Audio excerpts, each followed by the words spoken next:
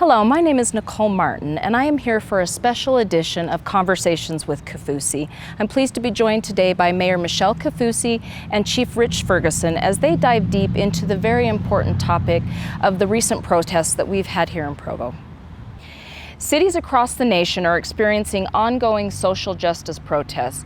Many nationwide publications are even saying that they are to the degree that they were in the 60s. So many are peaceful and far too many are violent.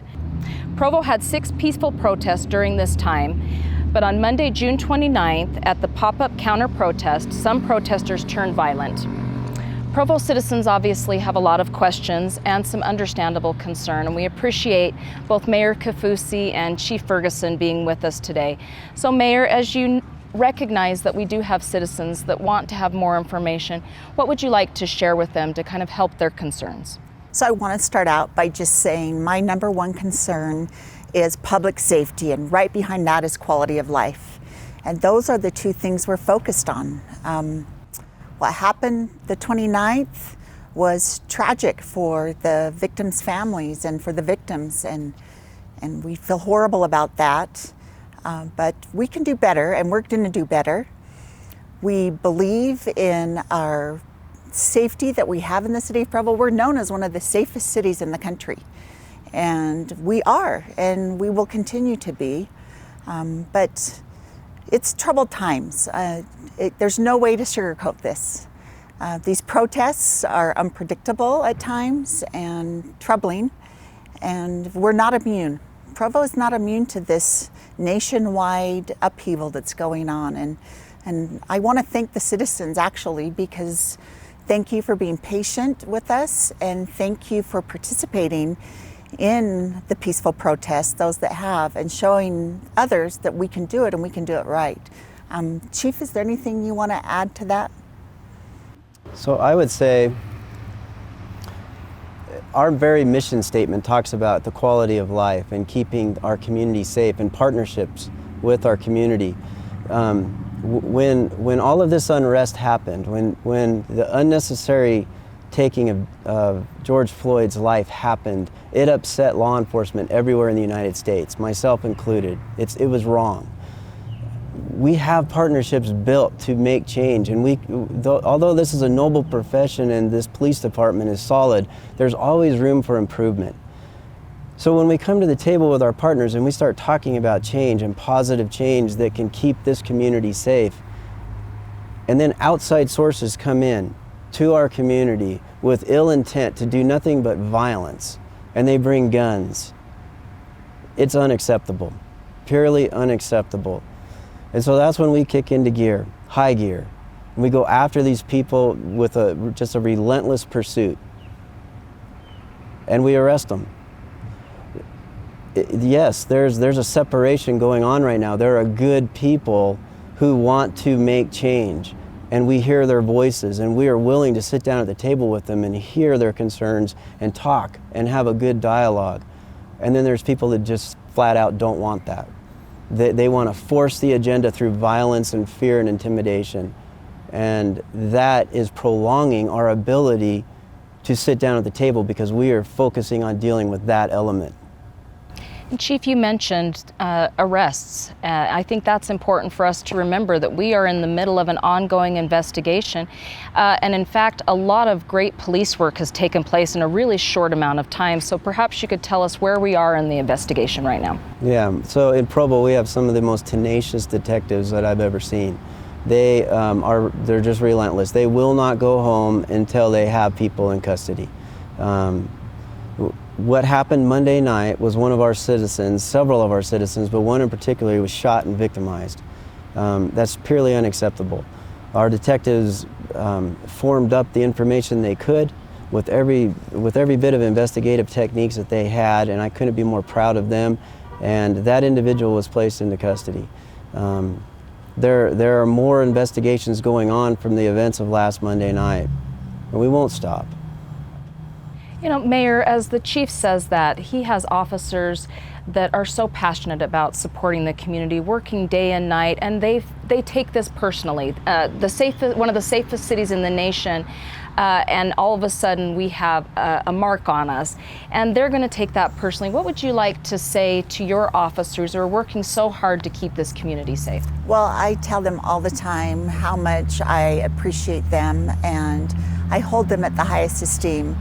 They literally come to work consistently and put their lives on the lines for the citizens of Provo on behalf of their safety. And it's unbelievable how much passion they have for what they do. It's a hard profession, and being the mayor, I have been on the inner circles and have learned a lot about what they do. And honestly, my heart aches when I hear people say negative things about our police department and our police. We have the best chief in the nation. I say that all the time. I'd put him up against anybody, and I say that and I mean it. He's a professional. He's got a calming sense about him that when he's not around, it's missed because of his level of professionalism.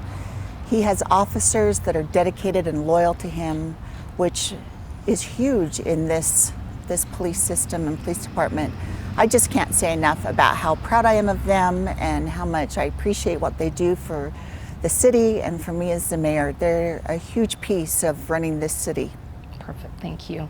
So we're in a different time. We've already talked about the fact that life has changed for all of us in a number of ways with the social justice reforms that we're seeing. And Mayor has pointed out we're not immune to that. So with that said, this will be something that our citizens have to start to expect, perhaps more protests. So with that said, Chief, do you want to talk about how you feel protests will be in the future and what that might look like for our citizens and how they can expect to hear from us about those? Well, the climate in our country right now is changing daily. But Provo is it's a substantial city, and so yes, we'll continue to have protests here. We're aware of that, and you know, peaceful assembly is a good thing, and we welcome that. Matter of fact, we took an oath to protect that. But when peaceful protest is hijacked by violent individuals, then we're prepared for that too. Thank you. So with that said, as we talk about that you're prepared for violence, obviously violence was something we unfortunately experienced June 29th. I wanted to give you some time to maybe walk through what happened that night, things that you'd like to highlight and talk about. Well, quite simply what happened that night was this started off to be a peaceful protest in support of law enforcement. Because of the ability to mobilize a group of people through social media or some other realm, it got out of control really fast. And but I couldn't be, and it is tragic. And so what happened to the gentleman in our city who was shot, it's unacceptable. The people who were victimized, that had their cars smashed, it's unacceptable. These are people primarily who came into our city from outside of our city with ill intent. You know, the officers, when they investigate these things, they take this wholeheartedly and they take this personal. We're quite proud of the city that we represent. The officers who work here love this city and love the citizens. And that is very unique, especially when all of a sudden we start hearing negative things about us. But I can tell you that the pulse of this police department is that we love this city and we care about it. Thank you. I've heard you use the term pop-up protest, and I think it would be helpful for the citizens to understand, particularly on that night, there was reach out to the one group that was rallying for police, and then there was what you would characterize as a pop-up protest. Can you sort of define what that is and how that is challenging to plan for? Well, it doesn't matter if you're putting together a family party or whatever it may be. Technology has made it now to where you can mobilize a group of people pretty fast. And so that's exactly what seems to be happening across the country right now. We do as much information gathering as we can to be prepared. And we have great partnerships with people who intend to protest.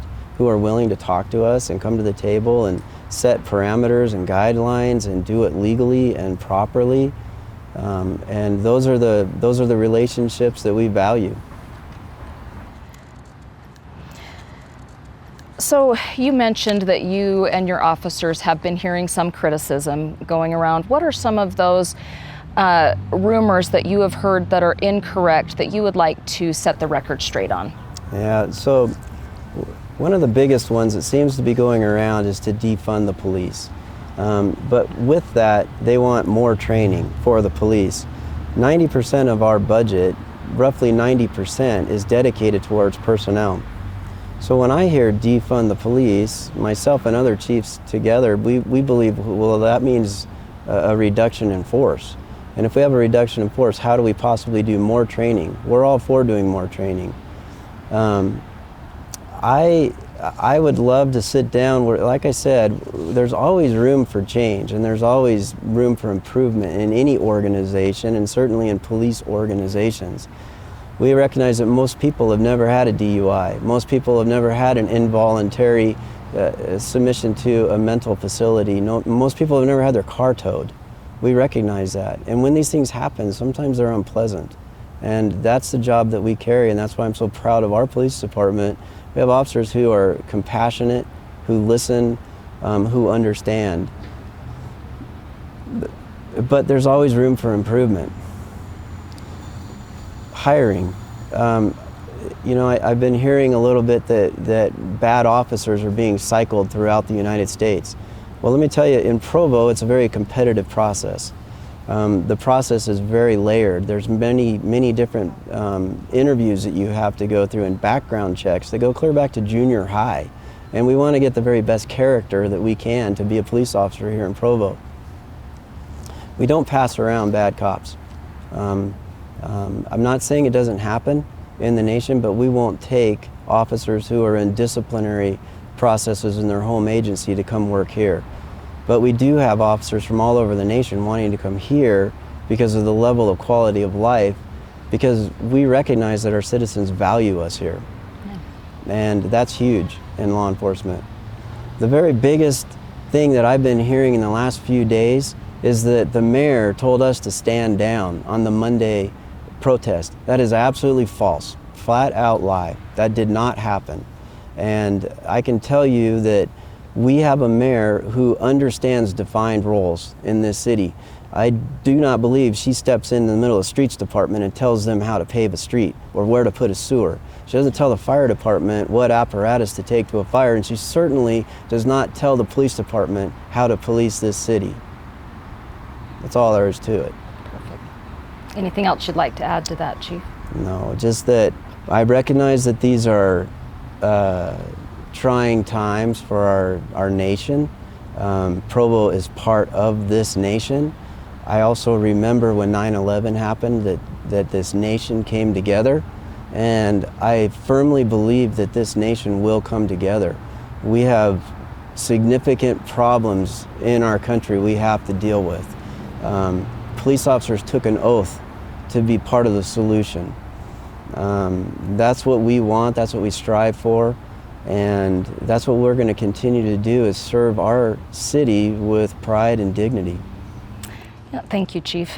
Both you and the mayor talked about the philosophy of Provo. Of course, we hold ourselves to a high standard, and we are willing to make improvements when improvements are necessary. So with that said, we had our Monday protest, and then we had a subsequent protest, and it really became a tale of two completely different protests. So Chief, maybe I throw this your way first. What were the lessons learned that you took from the Monday protest that you were immediately able to execute successfully and improve upon in the subsequent protest? Well, we have a great relationship with all agencies throughout the state of Utah.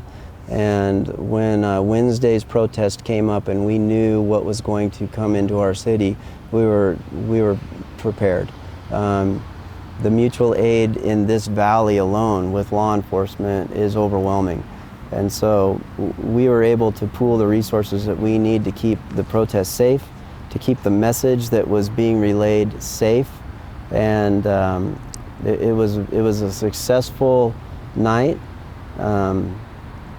And I believe that both parties came to the table and wanted to do it right. Chief, if we could talk about the Wednesday protest. I know one of the rumors going around is in fact that the Second Amendment group that was there that evening was in fact called in by the police. Perhaps you could set the record straight on that as well. Yeah, we did not solicit any help from outside groups. We're a law enforcement body, and that's where I get my help from. You both spoke of the importance of relationships, and we've heard it takes a village. Oftentimes, I'd love for you each to speak to sort of those extended relationships that may have not only benefited us during the incident, but that we foster for the future of our public safety. Chief, let's start with you. Well, I've seen that come together. I've seen what happens when a community comes together to help out and to strengthen itself. So I know that saying that you're talking about. I'm very aware of it. I've seen it happen on an individual basis, and I've seen it happen on a community basis. So it's true.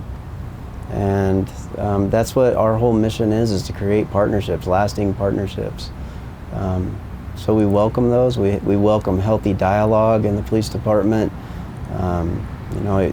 We work with our citizens, and we want to keep this community safe, and I want our citizens to know they are safe. Thank you. Mayor, we hosted the Chiefs of the Valley as a thank you for how they had not only come in and helped us during this incident, but the fact that we have an ongoing relationship. Perhaps you'd like to speak to them and let them know how much we appreciated that. So the county we're the biggest city in the county. We're the county seat, and that comes with responsibility, and it also comes with all eyes on Provo. There's a lot of people watching us and wondering how we're going to handle situations.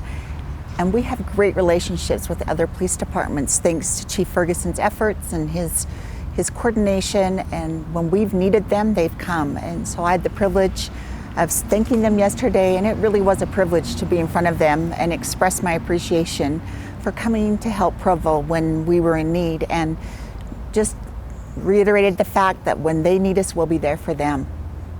Thank you. Well, what brings us here today, in addition to providing an update, was really to let people know of the misinformation in our community and how damaging the circulation of rumor can be. Mayor, I know that you've put together a tool that you hope improves and elevates the dialogue of our community. Perhaps you could talk a little bit about that. Absolutely. So we learned very quickly that rumors are damaging and do nothing but build wedges. So we've come up with a tool called provorumorstop.com. It's going to be a website that will launch next week, and it will put out fact and be available to the citizens so they can find the truth and not have to get caught up in the rumor mill. So Provo Rumor Stop really becomes a fact and fiction test. That is what it's all about. Okay. Yeah. So, Chief, you've mentioned that we're in a time where protests are going to continue. We're sitting here right on Center Street where the location of the previous protests. I think the ultimate question that our citizens want answered is downtown Provo safe? Yes, absolutely safe. We have a professional police department that's both internationally and nationally recognized. Dedicated individuals who come to work every day, ready and prepared to go to work. We have a very short response time to any 911 calls. We can get pretty much across this city pretty fast. It's a safe city. Mayor, what would you like to add to just reassure the public of what you're doing to make sure that this city remains as safe as it has always been? So what this has done for me as the mayor is it's lifted my alertness and my vigilance to make sure that we're safe. And Provo's quality of life matters, and Provo's public safety is our #1 concern. We can't express that enough, and I believe in our police department. They are going to manage this problem, and we're going to get through it.